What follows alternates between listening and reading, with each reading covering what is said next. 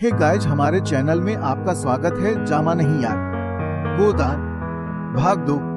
सेमरी और बेलारी दोनों अवध प्रांत के गासूम हैं। नजले का नाम बताने की कोई जरूरत नहीं हो रही। बेलारी में रहता है राय साहब अमरपाल चसर। सेमरी में दोनों गासूमों में केवल 5 मील का अंतर है। नपछले सत्याग्रह संग्राम में राय साहब ने बड़ा यश कमाया था। कौंसल की मेमोरी छोड़कर जेल चले गए थे। तब से उनके इलाके के असामियों को उनसे बड़ी शीर्षा हो गई थी। यह नहीं कि उनके इलाके में असामियों के साथ कोई खास टरियायत की जाति हो या डासून और बेगार की कड़ाई कुछ कम हो, मगर ये सारी बदनामी मुख्तारों के नसर जाती थी। राय साहब की कीर्षत पर कोई कलंक न लग सकता था। वह बेचारे भी तो उसी व्यवस्था के गुलाम थे। जाब्ते का काम तो जैसे होता चला आया है वैसा ही होगा। राय साहब की सज्जनता उस पर कोई असर न डाल सकती थी। इसलिए आमदनी और अनधिकार में जो भर की भी कमी न होने पर भी उनका यश मानो बढ़ गया था। आसानियों से वह हंस कर बोल लेते थे, यही क्या कम है। चसे का काम तो नमस्कार करना है। अगर वह गरजने और गुरादने के बदले मीठी बोली बोल सकता तो उसे घर बैठे मनमाना नमस्कार न मिल जाता। नमस्कार की खोज में जंगल में न भटकना पड़ता। राय साहब राष्ट्रवादी होने पर भी हुक्काम से मेल जोल बनाए रखते थे। उनकी नजरें और डालियासून और कमचाटरों की दस्त टरियासून जैसी की तैसी चली आती थी। सानहते और संगीत के प्रेमी थे, ड्रामा के शौकीन, अच्छे विषा थे, अच्छे लेखक, अच्छे नक्शानेबाज। उनकी पत्नी को मरे आज 10 साल हो चुके थे, मगर दसरी शादी की थी। हूंस बोलकर अपने नवधुर जीवन को बहलाते रहते थे। होरी ड्योढ़ी पर पहुंचा तो देखा जेठ के दशहरे के अवसर पर होने वाले धनुष यज्ञ की बड़ी जोरों से तैयारियां हो रही है। कहीं रंग मंच बन रहा था, कहीं मंडप, कहीं मेहमानों का आंतरिक, कहीं दुकानदारों के नले दुकानें धप तेज हो गई थी। पर राय साहब खुद काम में लगे हुए थे। अपने नपता से संपन्नत के साथ साथ उन्होंने राम की भनी भी पाई थी और धनुष यज्ञ को नाटक का रूप देकर उसे नशिष्ट मनोरंजन का साधन बनाकर दिया था। इस अवसर पर उनके यार दोस्त हाकम हुक्काम सभी नन्मनत्रत होते थे और 2-3 कदम इलाके में बड़ी चहल पहल रहती थी। राय साहब का पटरवार बहुत नवशाल था। कोई 150 सरदार एक साथ भोजन करते थे। कई चचा थे, दर्जनों चचेरे भाई, कई सगे भाई, 20 नाते के भाई। एक चचा साहब राधा के अनन्य उपासक थे और बराबर वृंदावन में रहते थे। भनी रस के ककतने ही कनवत रच डाले थे और समय समय पर उन्हें छपवा कर दोस्तों की भेंट कर देते थे। एक दसरे चचा थे जो राम के परम भी थे और फिसारसी भाषा में रामायण का अनुवाद कर रहे थे। टरियासत से सबक वजीसी से बूंदे हुए थे। कक्सी को कोई काम करने की जरूरत थी। होरी मंडप में खड़ा सोच रहा था कक अपने आने की सूचना कैसे देकर सहसा राय साहब उधर ही आने निकले और उसे देखते ही बोले, अरे तो आ गया होरी, मैं तो तुझे बुलवाने वाला था। देख अब की तुझे राजा जनक का माली बनना पड़ेगा, समझ गया ना। नजस्वी श्री जानकी जी मंगदर में पजा करने जाती हैं। उसी वितय गुलदस्ता नले खड़ा रहेगा और जानकी जी को भेंट करेगा। गलती न करना और देख आसानियों से ताकीद करके ये कह देना कद सबके सब शगुन करने आयसून मेरे साथ कोठी में आ, तुझसे कुछ बातें करनी है। वह आगे आगे कोठी की ओर चले, होरी पीछे पीछे चला। वहीं एक घने वृक्ष की छाया में एक कुर्सी पर बैठ गए और होरी को जमीन पर बैठने का इशारा करके बोले, समझ गया मैंने क्या कहा। कारकुन को तो जो कुछ करना है वो करेगा ही, लेकिन असामी नजतने मन से असामी की बात सुनता है, कारकुन की नहीं सुनता। हमें इन्हीं 5-7 कदमों में 20,000 का प्रबंध करना है। कैसे होगा समझ में नहीं आता। तुम सोचते होगे मुझ टके के आदमी से मानलक क्यों अपना दुखड़ा ले बैठे। ककस से अपने मन की कहूँ, न जाने क्यों तुम्हारे ऊपर नवश्वास होता है। इतना जानता हूँ कब तुम मन में मुझ पर हुंसोगे नहीं, और हुंसो भी तो तुम्हारी हुंसी में बदाशत कर सकता हूँ। नहीं सह सकता उनकी हुंसी जो अपने बराबर के हैं, क्योंकि उनकी हुंसी में ईर्ष्याद व्यंग और जलन है और वे क्यों न हुंसेंगे। मैं भी तो उनकी दुदच्चा और नवपनत और पतन पर हुंसता हूँ। कदल खोल कर तानल्यासून बजाकर संपन्नत और सहृदयता में बैर है। हम भी दान देते हैं, धमत करते हैं, लेकिन जानते हो क्यों केवल अपने बराबर वालों को नीचा कद खाने के नले हमारा दान और धमत कोरा अहंकार है। नवशुदत अहंकार हमें से कक्सी पर नड़गरी हो जाए, कुकिया जाए, बकाया मालगुजारी की इल्लत में हवालात हो जाए, कक्सी का जवान बेटा मर जाए, कक्सी की नवधवा बहन निकल जाए, कक्सी के घर में आग लग जाए, कोई कक्सी विक्या के हाथों उल्ल बन जाए या अपने आसानियों के हाथों नपट जाए तो उसके और सभी भाई उस पर हुनसेंगे बगले बजाए सूंगे, मानो सारे संसार की संपदा नमल गई है, और नमलेंगे तो इतने प्रेम से जैसे हमारे पसीने की जगह खाना बहाने को तैयार हैं। अरे और तो और हमारे चचेरे फिसुफ विसुरे ममेरे मौसेरे भाई जो इसी तरह से की बदौलत मौज उड़ा रहे हैं, कनवता कर रहे हैं और जुए खेल रहे हैं, शराबे पी रहे हैं और अय्याशी कर रहे हैं।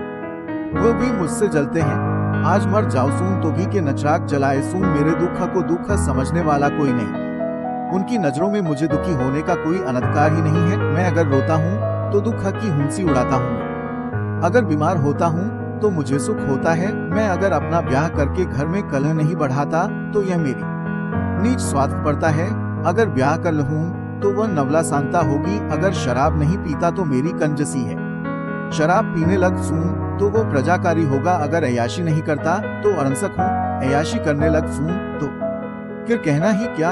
इन लोगों ने मुझे भोग नवलास में सिसून साने के नले कम चाले नहीं चली और अब तक चलते जाते हैं। उनकी यही इच्छा है कक मैं अंधा हो जाऊं सूं और ये लोग मुझे लट लें, और मेरा धमद यह है कक सब कुछ है, देख कर भी कुछ है न देख फून सब कुछ है, जान कर भी गधा बना रहा।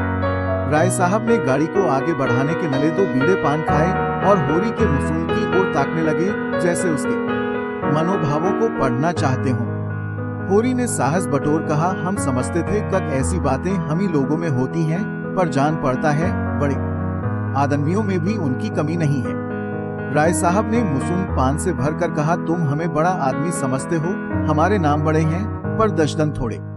गरीबों में अगर ईर्ष्याद या बैर है तो स्वार्थत के नले या पेट के नले ऐसी ईर्ष्याद और बैर को मैं क्षम्य समझता हूँ। हमारे मुसून की रोटी कोई छीन ले तो उसके गले में उस उंगली डालकर ननकालना हमारा धमद हो जाता है। अगर हम छोड़ दें तो देवता है। बड़े आदमियों की ईर्ष्याद और बैर केवल आनंद के नले हैं। हम इतने बड़े आदमी हो गए हैं कक हमें नीचता और कुछ टटलता में ही नन स्वार्थत और परम आनंद नमलता है। हम देवतापन के उस दर्जे पर पहुँच गए हैं जब हमें 10 सरों के रोने पर हुंसी आती है। इसे तुम छोटी साधना मत समझो। जब इतना बड़ा कुटुंब है तो कोई न कोई तो हमेशा बीमार रहेगा ही, और बड़े आदमियों के रोग भी बड़े होते हैं। वह बड़ा आदमी ही क्या, नच से कोई छोटा रोग हो, मामूली ज्वर भी आ जाए तो हमें सरसाम की दवा दी जाती है। मामूली गूंसी भी ननकल आए तो वो जहरबाद बन जाती है। अब छोटे सजदन और मझोले सजदन और बड़े सजदन तार से बुलाए जा रहे हैं। मसीहुल मुल्क को लाने के नले कदली आदमी भेजा जा रहा है। नबशगा चायत को लाने के नले कलकत्ता उधर देवालय में दुगात पाठ हो रहा है, और जोनकशा चायत कुंडली का नवचार कर रहे हैं, और तंत्र के आचायत अपने अनुष्ठान में लगे हुए हैं। राजा साहब को यमराज के मुसून से ननकालने के नले दौड़ लगी हुई है। वैद्य और डॉक्टर इस ताक में रहते हैं कब इनके नसर में ददद हो और कब उनके घर में सोने की वशाद हो, और ये रुपए तुमसे और तुम्हारे भाइयों से वसूल करके जाते हैं।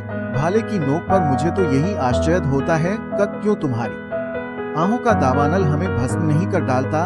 मगर नहीं, आश्चर्य करने की कोई बात नहीं। भस्म होने में तो बहुत देर नहीं लगती, वेदना भी थोड़ी ही देर की होती है। हम जो और अंगुल अंगुल और पोर पोर भस्म हो रहे हैं। उस हाहाकार से बचने के नले हम पुलिस की, हुकाम की, अदालत की, वकीलों की शरण लेते हैं, और रूपवती स्त्री की भासुनत सभी के हाथों का नखलौना बनते हैं।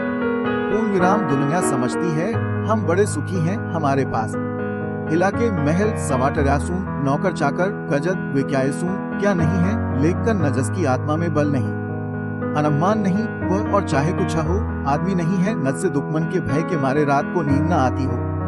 नजस के दुख पर सब हुंसे और रोने वाला कोई न हो। नजस की चोटी 10 सरों के पैरों की नीचे दबी हो, जो भोग नवलास के नशे में अपने को नबल को लभा लग हो, जो हुकाम के तलवे चाटता हो और अपने अधीनों का खर सता हो।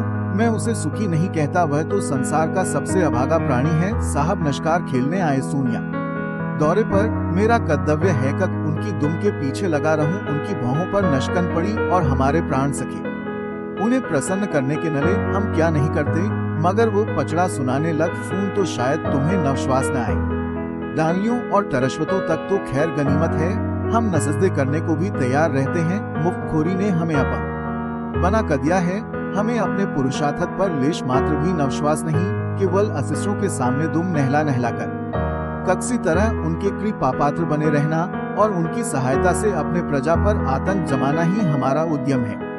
नक्शलगों की खुशामदों ने हमें इतना अनम्मानी और तुनकनमजाज बना कर दिया है कक हमें शील नवनय सेवा का लोप हो गया है। मैं तो कभी कभी सोचता हूँ कक अगर सरकार हमारे इलाके छीन कर हमें अपने रोजी के नले मेहनत करना न सिखा दे तो हमारे साथ महान उपकार करे।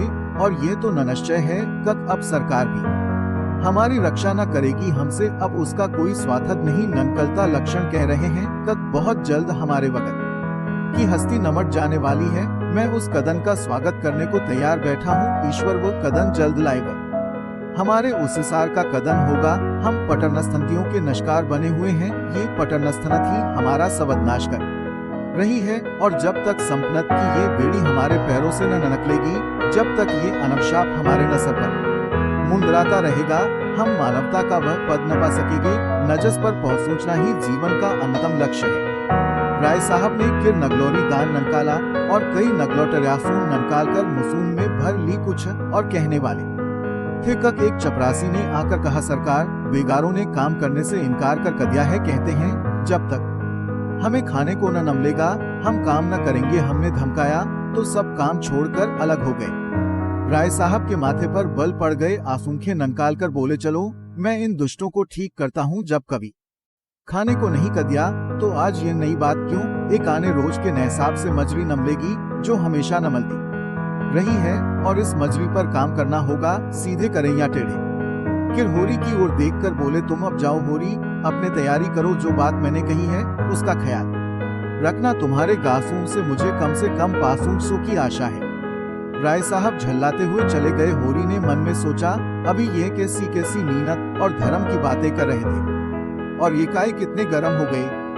सैयद नसर पर आ गया था, उसके तेज से अनुभक्त होकर वृक्ष ने अपना पसार समेट न लिया था। आकाश पर मट्याली गदद छाई हुई थी और सामने की पृथ्वी कासूंती हुई जान पड़ती थी। होरी ने अपना डंडा उठाया और घर चला। शगुन के रुपए कहासून से आए सूंगे, यही चचता उसके नसर पर सवार थी।